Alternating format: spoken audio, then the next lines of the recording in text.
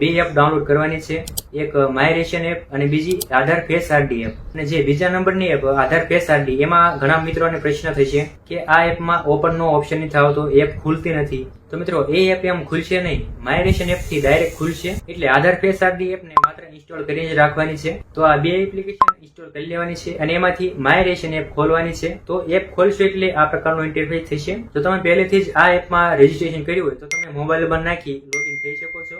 જો તમે આ એપમાં નવા છો તો તમારે રજીસ્ટ્રેશન કરવું પડે અને એ માટે તમારે નવા વપરાશકર્તા લખ્યું છે તેના પર ટચ કરવાનું છે. ત્યાર પછી નોંધણીનું પેજ ખુલી જશે. આમાં તમારે રેશન કાર્ડના કોઈ પણ સભ્યનું પૂરું નામ લખવાનું છે અને એનો મોબાઈલ નંબર લખવાનો છે.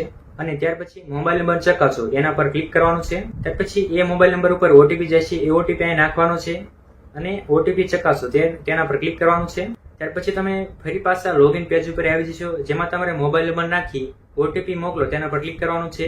ત્યાર પછી તમારા મોબાઈલ નંબર ઉપર બીજી વાર ઓટીપી જશે, એ ઓટીપી અહીં નાખવાનો છે અને ઓટીપી ચકાસો તેના પર ક્લિક કરવાનું છે. ત્યાર પછી તમે આ એપના ડેશબોર્ડ ઉપર આવી જશો અને ત્યાર પછી તમને આ બધા ઓપ્શન જોવા મળશે. તો આ બધા ઓપ્શનમાં તમને પ્રોફાઇલનો ઓપ્શન જોવા મળશે. તો પ્રોફાઇલનો ઓપ્શન ખોલવાનો છે. ત્યાર પછી પ્રોફાઇલનું પેજ ખુલી જશે અને એમાં તમારે તમારું રેશન કાર્ડ લિંક કરો તે લખ્યું છે તેના પર ક્લિક કરવાનું છે.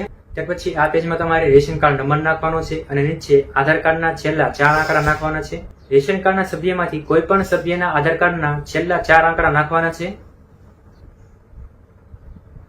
અને નીચે હું સંમતિ સ્વીકારું છું તેની સામે એક નાનકડું બોક્સ હશે, તેમાં ટીક માર્ક કરીને આધાર ઓટીપી જનરેટ કરો તેના પર ક્લિક કરવાનું છે. ત્યારબાદ આધાર કાર્ડ સાથે જે પણ મોબાઈલ નંબર લિંક હશે એના પર ઓટીપી ગયો હશે, એ ઓટીપી નાખવાનો છે અને ઓટીપી ચકાસો તેના પર ક્લિક કરવાનું છે. અને જો ઓટીપી ન આવે તો તમારે થોડા ટાઈમ પછી આ પ્રોસેસ કરવાની છે. અને જો લાલ કલરમાં એરર આવે તો તમારે બીજી કોઈ પ્રોબ્લેમ હશે, જેમ કે આધાર કાર્ડ સાથે મોબાઈલ નંબર લિંક ન પણ હોય. અને એ જોવા માટે મેં અગાઉથી વિડીયો પણ બનાવેલો છે, જેની લિંક ડિસ્ક્રિપ્શનમાં આપી દઈશ. જો બધું બરાબર હોય તો તમારે આવું લખેલું આવશે રેશન કાર્ડ લિંક સક્સેસફુલી. તો આપણું એક સ્ટેપ પૂરું થયું. હવે સ્ટેપ નંબર 2 કે ઈ કેવાયસી કઈ રીતે કરવું. તો મિત્રો આટલું કર્યા બાદ હવે તમારે 24 કલાકની રાહ જોવાની છે.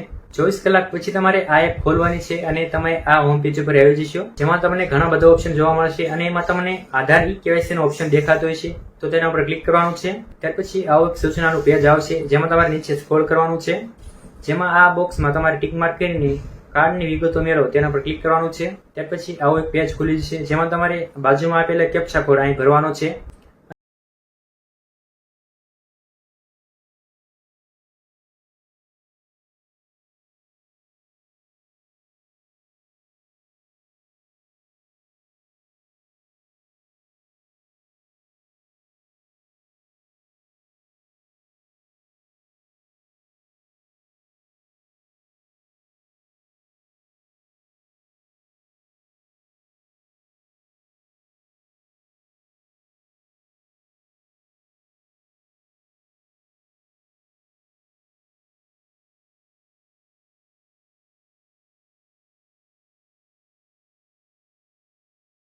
કાર્ડના સભ્યોની વિગતો મેળવો તેના પર ક્લિક કરવાનું છે. ત્યાર પછી આધાર કાર્ડમાં જેટલા પણ સભ્યો હશે તેના નામ આવી જશે.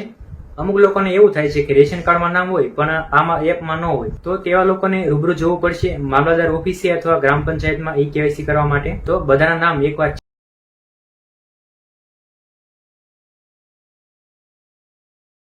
છે કે નહીં.